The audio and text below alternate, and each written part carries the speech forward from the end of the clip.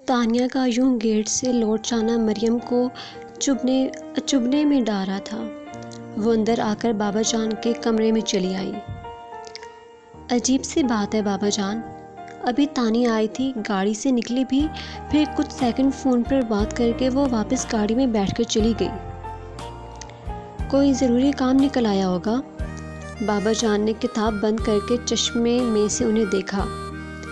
बता कर जाने में क्या हर्ज था, अब मैं बैठी परेशान होती रहूँगी। वो बोली तो बाबा जान मुस्कुरा दिए। तो बेटा मत परेशान होना। उन्होंने सुना ही नहीं। ऐसा करती हूँ उसे फ़ोन कर लेती हूँ। वो बोलकर उठी और कमरे में रखे टेलीफोन सेट से ही नंबर डायल करने लगी। कुछ देर रिसीवर कान से लगाकर उन्होंने वापस रखते हुए कहा, फ़ोन बंद है, आ जाएगी थोड़ी देर में, परेशान क्यों हो रही हो। वो रसान से बोले। आप ठीक कह रहे हैं। नाचार वो खामोश होकर बैठ गई, मगर जब तानिया को गए 1 घंटे से ज़्यादा हो गया तो वो अपनी परेशानी छुपा नहीं पाई। इस बीच वो तानिया का मोबाइल भी ट्राई करती रही, पर कनेक्ट नहीं हो सका, तो उन्होंने नूर हुदा को फ़ोन कर दिया। बेकार में परेशान हो रही हो, आ जाएगी, बच्ची नहीं है, फिर जहाँ भी गई है खुद अपनी मर्ज़ी से गई है। पर उसका मोबाइल क्यों बंद है। अच्छा देखो मैं घर आ रहा हूँ, अब तुम आराम से बैठ जाओ, परेशान मत होना। फिर वो कुछ देर में ही घर आ गए थे। अभी तक किसी ने खाना भी नहीं खाया था। नूर हुदा चेंज करके आए और खाना लगवा दिया। खाना खाकर उन्होंने बच्चों को सोने के लिए भेजा कि उन्हें सुबह कॉलेज जाना था। बाबा जान को उन्होंने कमरे में जाने को कहा, ना वो खुद ही गए। और अब ये तीनों लाउंज में तानिया के आने का इंतज़ार कर रहे थे। 11:30 बजे तक बाबा जान भी ठीक ठाक परेशान हो गए थे। परेशान तो अब नूर हुदा भी थे, मगर चेहरे से कुछ जाहिर नहीं होने दे रहे थे। लेकिन उनका इज़्तिराब भी अब महसूस हो रहा था। वो बार बार तानिया का नंबर ट्राई कर रहे थे। 12 बजे के करीब उसकी कार पोर्च में आकर रुकी तो मरियम एकदम से बाहर जाने को खड़ी हो गई। खुद नूर हुदा की भी जान में जान आई, मगर वो मतानत से बोले, नॉर्मली बिहेव करो, देर सवेर हो जाती है, इसमें कोई बड़ी बात नहीं है। मरियम ने इस बात में सर हिला दिया। तानिया लाउंज में आई तो उसका धुआं चेहरा देखकर नूर हुदा और बाबा जान भी परेशान हो गए। अपनी जगहों से उठ खड़े हुए। उनके चेहरे देखकर तानिया की नज़र घड़ी पर गई। वो शर्मिंदा सी हो गई। आई एम सॉरी, मुझे देर हो गई। वो तो कोई बात नहीं, मगर मोबाइल तो ऑन रखना चाहिए था। बाबा जान नरमी से उसे गलती की निशानदेही कर रहे थे। मोबाइल ऑफ तो नहीं है। बोलते हुए उसने अपना मोबाइल चेक किया और बोली, ओहो बैटरी लो है, तुम कुछ ठीक नहीं लग रही।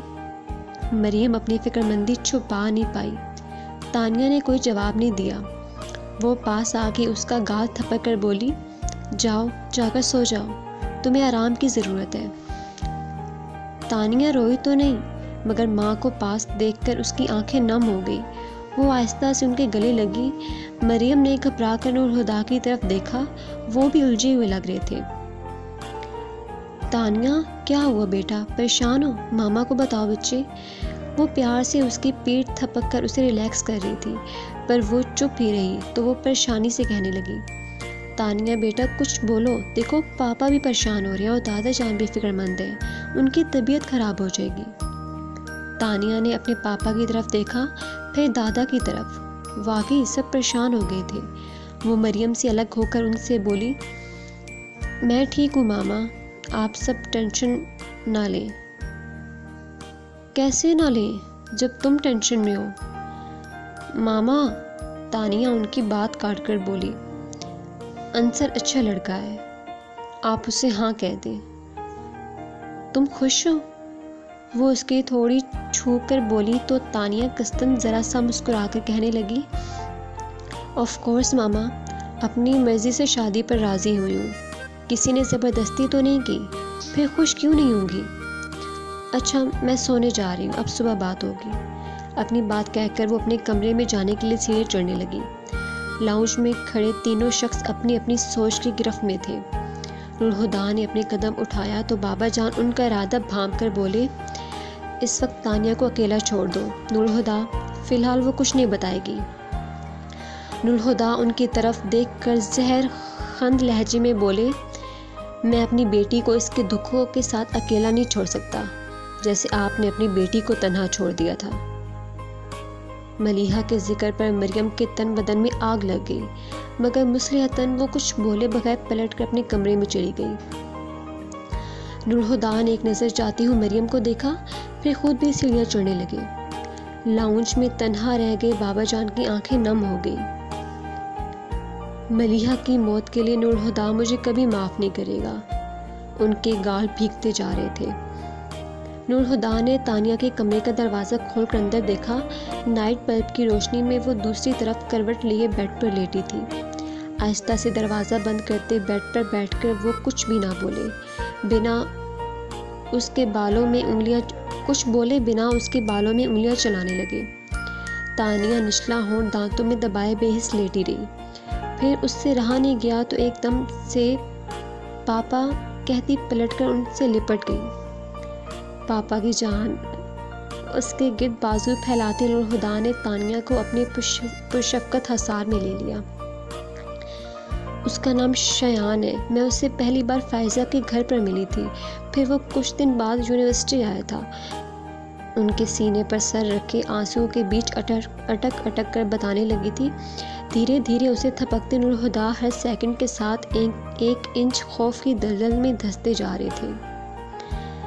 वजदान और मलीहा का जिक्र किए बगैर तानिया ने अपने 3 सालों का हर पल खोल कर उनके सामने रख दिया था। अपनी सोचों से उबर कर नूरहुदा ने अपने सीने पर सर रखकर सोती तानिया को देखा। न जाने वो कब सो गई थी। नूरहुदा को याद आया वो बचपन में भी अक्सर कहानियाँ सुनते हुए उनके सीने पर सर रखकर सो जाया करती थी, मगर आज वो कहानी सुना कर सोई थी। उसके चेहरे पर आंसुओं के निशान देखे हुए उन्होंने कहानी के आखिरी जुमलों को याद किया। वो कहता है वो मुझसे शादी नहीं कर सकता, उसके पेरेंट्स का कोई प्रॉब्लम है, पर आप फिक्र मत करें पापा, मैं उसे भूल जाऊंगी। भूल जाना आसान नहीं होता। उसके चेहरे से बाल समेटकर माथा चूमते हुए नूरहुदा ने सोचा था। फ़ायज़ा के पास अल्फाज का ज़ख़ीरा ख़त्म हो चुका था। फिर अब बोलने को बचा भी क्या था? सब कुछ तो कह चुकी थी। एक निगाह सबके चेहरों पर डालकर वो किसी के कहे बिना ही वहाँ से चली गई। किसने सोचा था राख में आग लग जाएगी? खामोशी को तोड़ते हुए समद ने वजदान से पूछा, अब तुम क्या करोगे? दोनों हाथों की उंगलियां आपस में फंसाए बैठे वजदान फैसले पर पहुंच चुके थे। मैं हादी भाई से मिलना चाहता हूँ। तुम पागल तो नहीं हो गए? आफाक बरस पड़ा। इस मुलाकात का क्या नतीजा निकलेगा जानते हो? शयान की बात बिल्कुल ठीक है। गड़े मुर्दे ना ही उखाड़े जाएं तो बेहतर है। इस मामले को यही ख़त्म कर दो।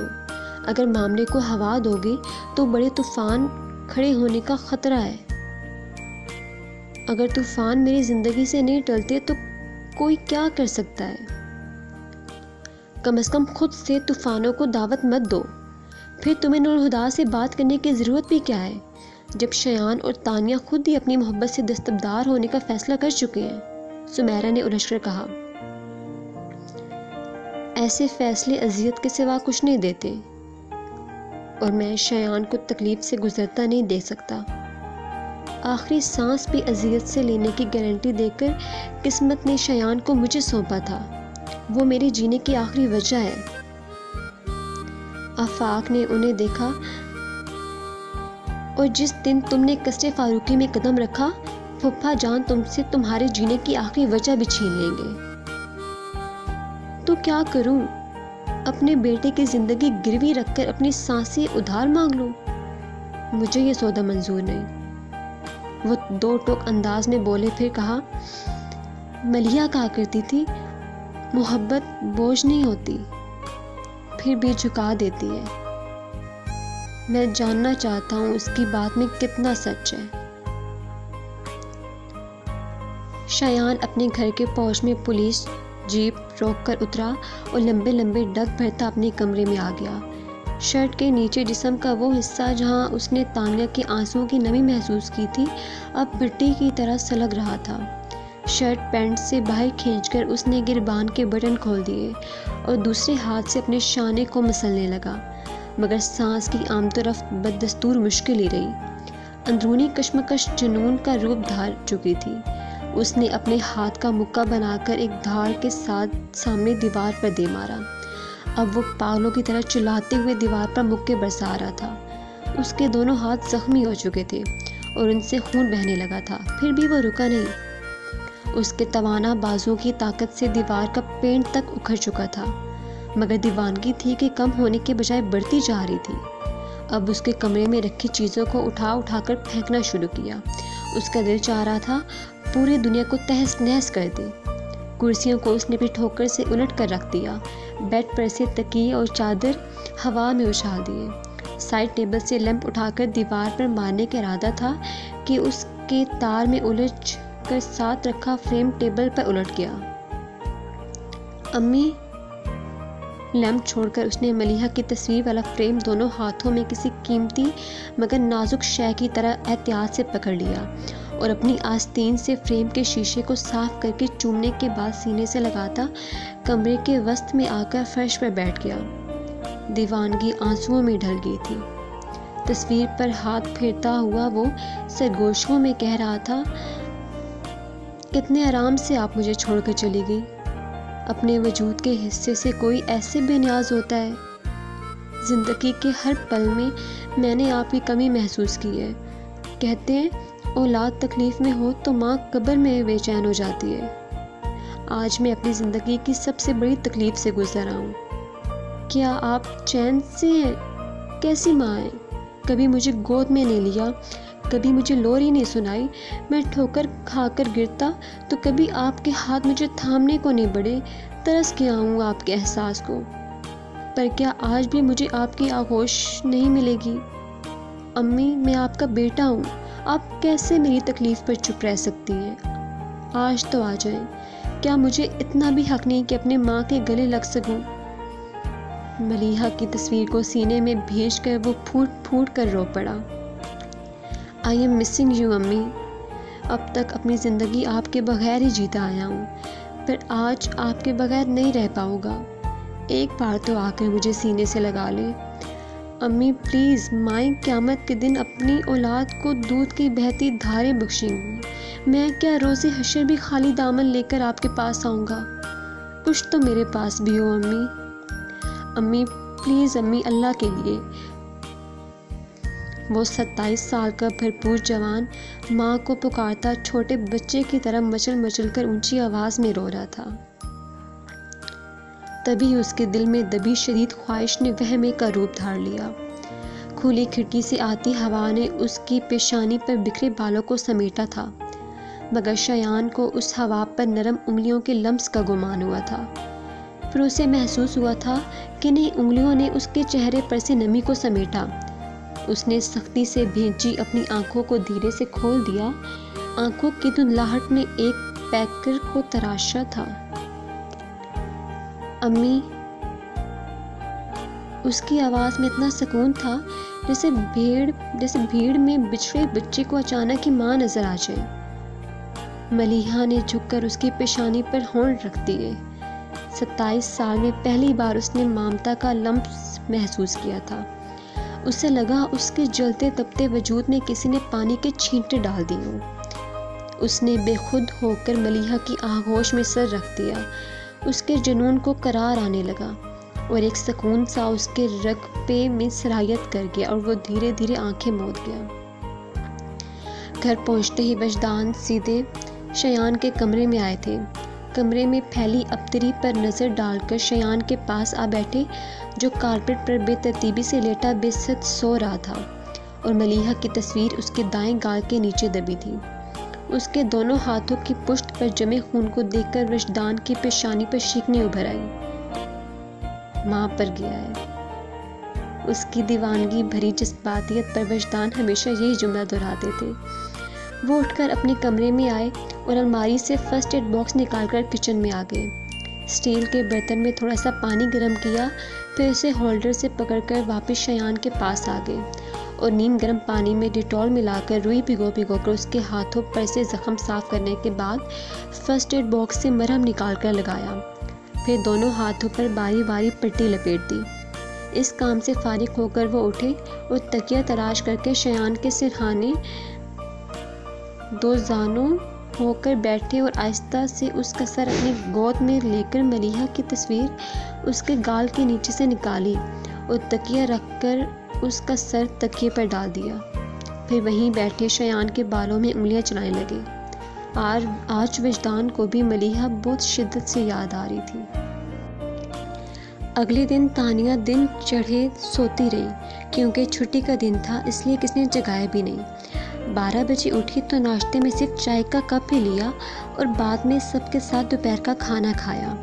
किसी भी तरह के सवाल जवाब से बचने के लिए वो सारा वक्त उमैर और गज़ीर के साथ ही रही और खाने के बाद खुद ही क्रिकेट खेलने का प्रोग्राम बना लिया। गज़ीर बैटिंग कर रहा था, नूरुल हुदा बॉलिंग करा रहे थे, तानिया और उमैर फील्डर थे और बाबर जान एम्पायर।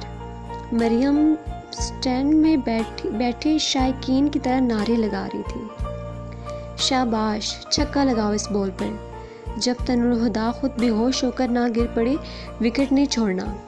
बॉलिंग के लिए भागते नूरुल हुदा रुके और उनकी तरफ देखकर कहा, ओ बीवी, अल्लाह का खौफ करो, शोहर का बहुत हक होता है। वो बतरकी बोली, मैं सिर्फ बीवी ही नहीं, माँ भी हूँ और माँ के लिए औलाद से बढ़कर कुछ नहीं होता, यहाँ तक कि बच्चों का बाप भी नहीं। कमल गज़ीर, आज ज़रा अपने बाप के छक्के तो छुड़ाओ। उदास मत हो पापा। नूरुल हुदा की उतरी शक्ल देखकर तानिया उनसे बोली, बीवी ना सही पर बेटी आपके साथ है। थैंक यू स्वीट हार्ट, वो मज़लूमियत से बोले। मेंशन नोट, बस आप जल्दी से गज़ीर को आउट कर दें, फिर मैं बैटिंग करूँगी। उमैर घूर कर बोला, देखा पापा, ये लालची खातून आखिर आपके साथ क्यों दे रही है। इधर आओ, तुम्हें बताती हूँ। वो नाक पर ऐनक सही करके उमैर पर झपटी। जिसको मार कुटाई करनी है शौक से कर ले, पर याद रखना किसी को एक्स्ट्रा टाइम नहीं मिलेगा। ओके। बाबा जान की वार्निंग पर सब अपनी पोजीशन पर चले गए। नूरुल हुदा फर्स्ट बॉलर थे। लंबे रनअप के साथ उन्होंने बॉल फेंकी जिसे गज़ीर ने लॉन से बाहर भेज दी। एंड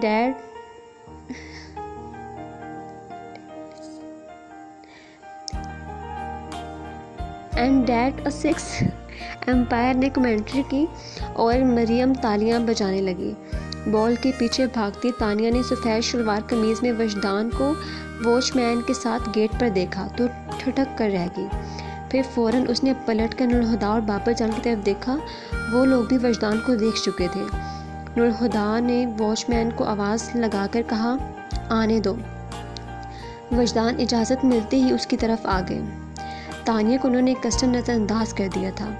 नूरुल हुदा भी कुछ कदम आगे बढ़ाए। अस्सलाम वालेकुम। वजदान ने अपनायत भरी मुस्कुराहट के साथ अपना हाथ मुज़ाफ़िया के लिए बढ़ाया, जिसे थामते हुए नूरुल हुदा के चेहरे पर वैसी अजनबियत थी जैसी बाबर जान के चेहरे पर थी। वालेकुम अस्सलाम। कैसे हैं हादी भाई? ये हादी कौन है? वज़ीर ने आंखें निचाकर उमैर से पूछा। उसने कंधे झुकाकर लाइल्मी का इजहार कर दिया, मगर नूरुल हुदा चौंक गए। उन्होंने गौर से वजदान के चेहरे को देखा और पूछा, आप हैं कौन? उन्होंने धीरे से कहा, मेरा नाम वजदान मुस्तफ़ा है। नूरुल हुदा और बाबा जान ठटक गए, जिसे महसूस करके भी वो बोले, शायद आपको याद ना हो, पर मैं आपसे एक बार पहले मिल चुका हूँ और आज हमारी दूसरी मुलाकात है। नूरुल हुदा ने गौर से उन्हें देखा। अगर तुम वजदान मुस्तफ़ा हो तो ये हमारी दूसरी नहीं बल्कि तीसरी मुलाकात है, और ये मानना मेरे लिए मुश्किल है कि तुम उस दूसरी मुलाकात को कभी भूल पाओगे।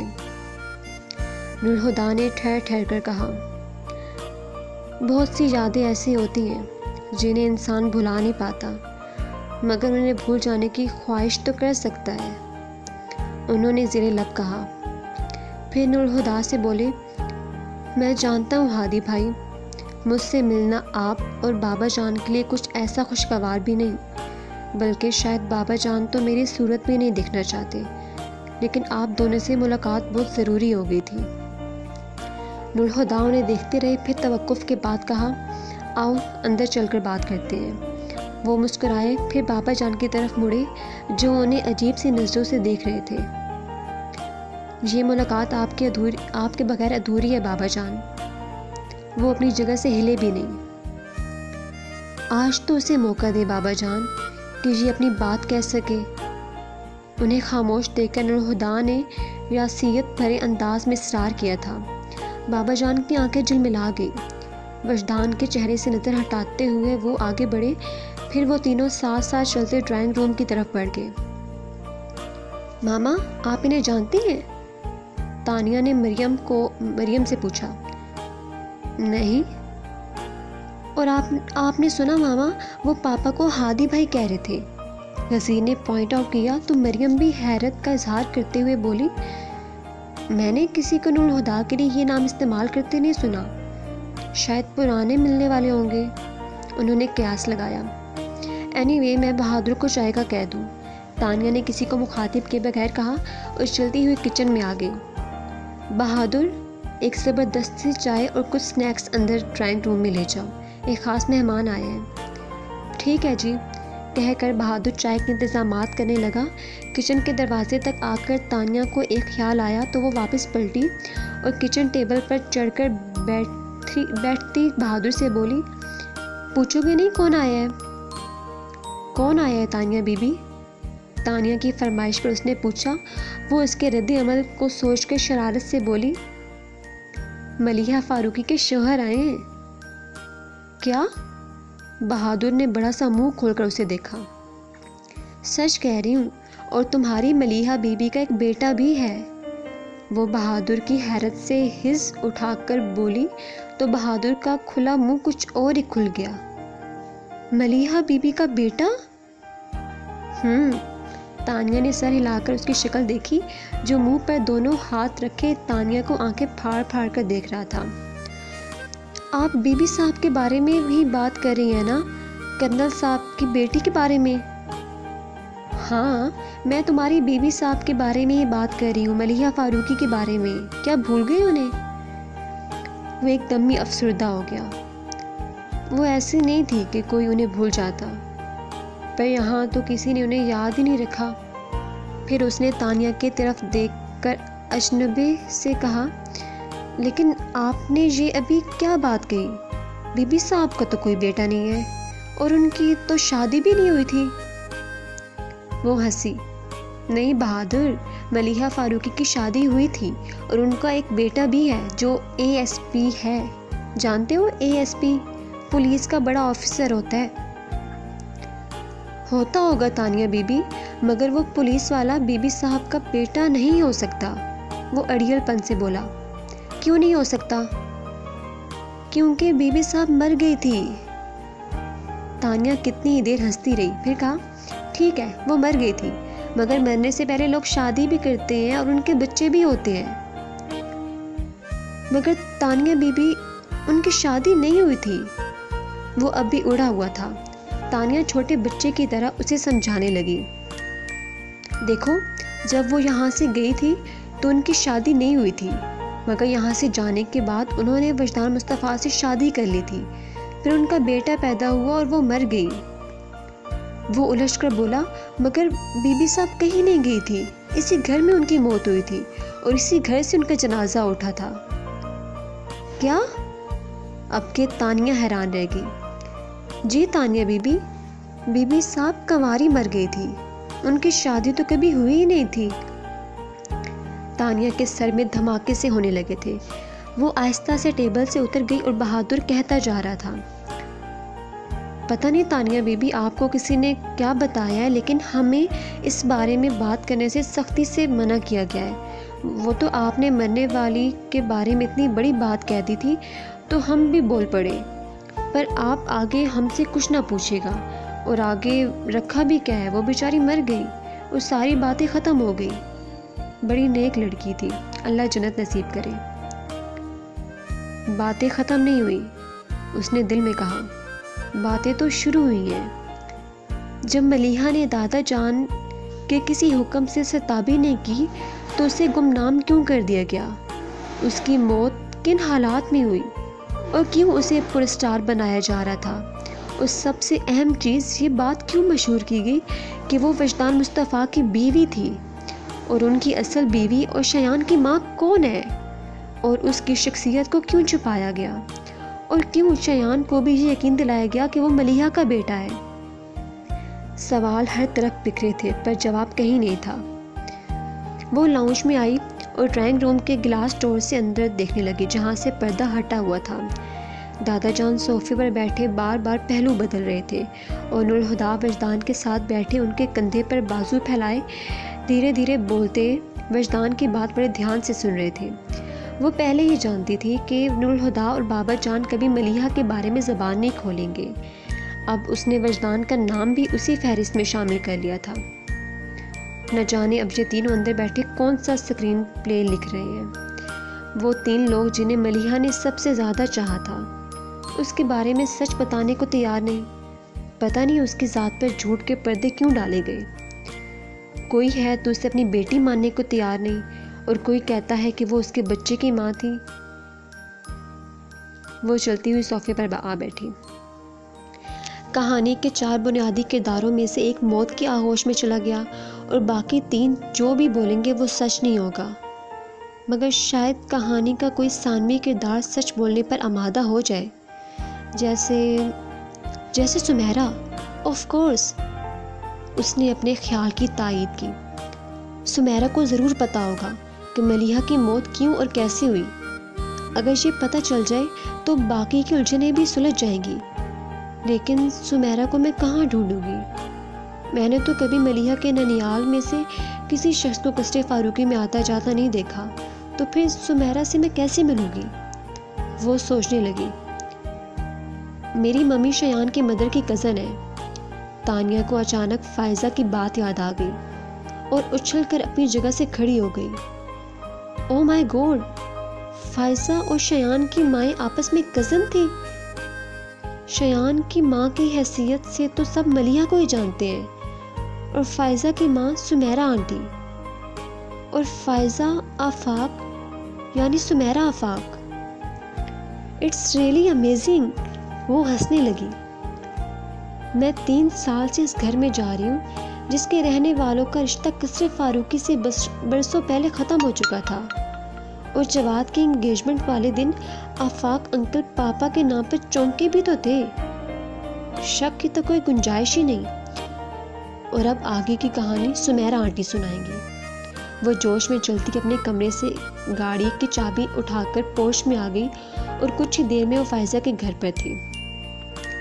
फायज़ा ने उसे देखा तो हैरान रह गई। तुम? हाँ मैं। लेकिन तुम इस कदर हैरान क्यों हो? तुम्हें पता है रात तुम्हारे जाने के बाद क्या हुआ? फायज़ा अनसुनी करते हुए बोली, मैं शुरू से ही चाहती थी कि तुम्हारी और शयान की शादी हो जाए और शयान को तुम्हारे पापा का नाम सुनकर ही ओट पटांग किस्म के खौफ सताने लगे थे और कल मैंने शयान को झूठ बोलकर इसीलिए बुलवाया था कि तुम दोनों आमने सामने बैठकर बात करोगे तो शायद उसके दिमाग से खौफ निकल जाए। फिर तुम भी उसकी बात मान गई तो आखिरी हल यही बचा था कि मैं वजदान अंकल को सब बता दूं और मैंने उन्हें सब बता दिया। अच्छा, तो इसलिए वो पापा और दादा जान से मिलने घर आ पहुंचे। मैं भी हैरान थी कि इतने सालों में तो वो कभी दादा जान से मिलने नहीं आए, तो आज क्या वजह हो सकती है? क्या वजदान अंकल तुम्हारे घर आए थे? फायज़ा पूछने लगी। आए थे नहीं, इस वक्त भी वो कस्टे फारूकी में मौजूद है। बहुत बदअखलाक हो। इतने बरसों बाद वो तुम लोगों से मिलने आए और तुम उन्हें छोड़कर यहाँ चली आई। फायज़ा ने उसे सर्जनिश की। उनके पापा और दादा जान के साथ खुफिया मीटिंग चल रही है, इसलिए मेरी इस बदअखलाकी से उन्हें कोई फ़र्क नहीं पड़ेगा। अच्छा सुनो, मैं आज ख़ास तौर पर आंटी से मिलने आई, उन्हें कमरे में बुला लो। वो अपने मतलब की बात पर आ गई। खैरियत? फायज़ा ने पूछा। हाँ, बस तुम उन्हें बुला लो। ठीक है, वो कहकर उठी और रूम से चली गई। फायज़ा बता रही थी, तुम ख़ास तौर पर मुझसे मिलने आई हो? बेड पर बैठने के बाद वो मोहतात अंदाज में बोली, जी आंटी, आपसे कुछ ज़रूरी बात करनी है। कहो। 1 मिनट। उनकी इजाज़त पाकर उसने फ़ायज़ा की तरफ रुख किया। फ़ायज़ा, हमें कुछ देर के लिए अकेला छोड़ सकती हो? हाँ, क्यों नहीं। वो हैरान तो हुई मगर फ़ौरन ही जाने को खड़ी भी हो गई। मैं चाय बना कर लाती हूँ। किसी तकल्लुफ़ की ज़रूरत नहीं है, बस इतना ख्याल रखना जब तक मैं कमरे का दरवाज़ा खोल न दूँ कोई हमें डिस्टर्ब ना करे। जैसा तुम कहो। वो कहकर बाहर निकल गई और जाते जाते दरवाज़ा भी बंद कर गई। जी, तो शुरू करें? उसने सुमेरा की तरफ देखकर कहा। तानिया ने महसूस किया कि वो कुछ बेचैन सी थी। मुझे जानती हैं? उन्हें खामोश देखकर तानिया ने सवाल किया। सुमेरा उसके लहजे से समझ गई कि उस सवाल का मतलब क्या था और कहा, तुम नूरुल-हुदा की बेटी हो और आप इफ्तिखार हसन की बेटी हैं। तानिया ने उनके चुप होते ही कहा, मेरा मतलब है मलीहा के मामू इफ्तिखार हसन की बेटी। तुम्हें फ़ायज़ा ने बताया होगा। उन्होंने फ़ौरन क़यास लगाया। नहीं, मुझे मलीहा ने बताया है। सुमेरा ने इस तरह उसे देखा जैसे उसका दिमाग चल गया हो, मगर बहस नहीं की। मैं आपकी बहुत इज्जत करती हूँ, मगर अब लग रहा है मुझे इस रवैये पर एक बार फिर गौर कर लेना चाहिए। वो दानिस्ता बदलिहाज हुई। और इस बात से तुम्हारा क्या मतलब है? वो नागवारी से गोया हुई। आपको शर्म नहीं आती? तानिया एकदम से भड़क उठी। जो लड़की आपको अपनी बहन की तरह समझती थी, आप उस पर बहतान लगाती हैं कि वो अपने घर से भाग गई थी। मैंने इसे कभी नहीं कहा था कि मलीहा घर से भागी थी। वो बल खाकर बोली। तो फिर मलीहा और वजदान की शादी क्यों कर हुई? वो पूछने लगी। मलीहा का अपने बाबा जान के साथ इस इशू पर झगड़ा हो गया था। फिर बात बढ़ गई और इन हालात ने उसे घर छोड़कर यहाँ आना पड़ा। बाद में अब्बू और चाचू ने दोनों में सुलह कराने की कोशिश भी की, मगर फूफा जान ने कह दिया कि मलीहा उनके लिए मर चुकी है। उसके बाद सबको यही मुनासिब लगा कि मलीहा की शादी वजदान से कर दी जाए। वो वजदान के साथ भागी नहीं थी, उसे बाकायदा रुखसत किया गया था। वो गुस्से से चबा चबा कर बोली। तानिया ने सुकून से उनकी बात ख़त्म होने का इंतज़ार किया, फिर कहा, उनका इंतकाल किस तरह हुआ? वो एक पल को रुकी और कहा, शयान की पैदाइश पर मलीहा की वफ़ात हो गई थी। मगर किस तरह?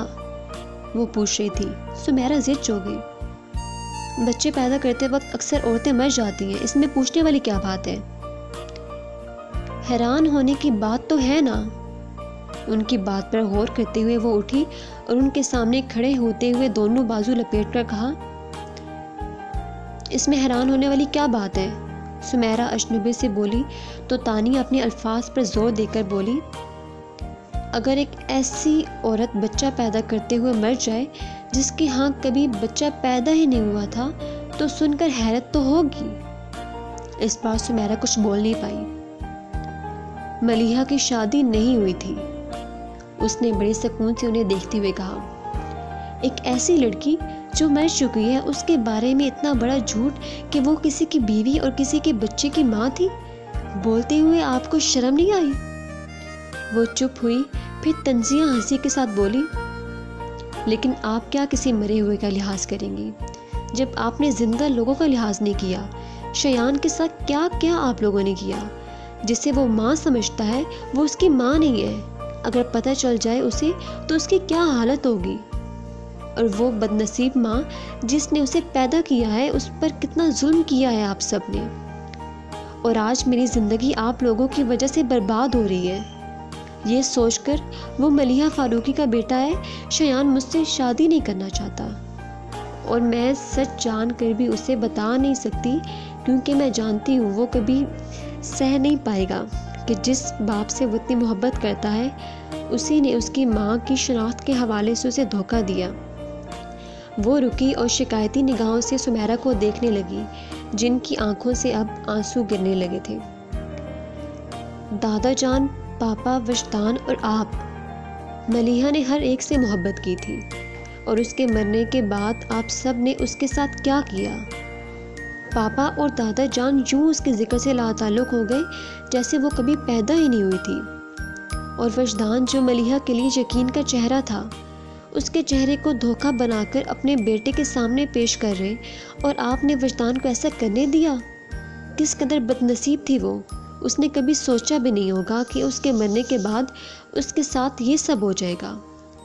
सुमेरा के आंसू और भी शिद्दत से बहने लगे, मगर तानिया उस पर तरस खाए बगैर बोलती रही। झूठ का ये महल खड़ा करने की क्या ज़रूरत थी?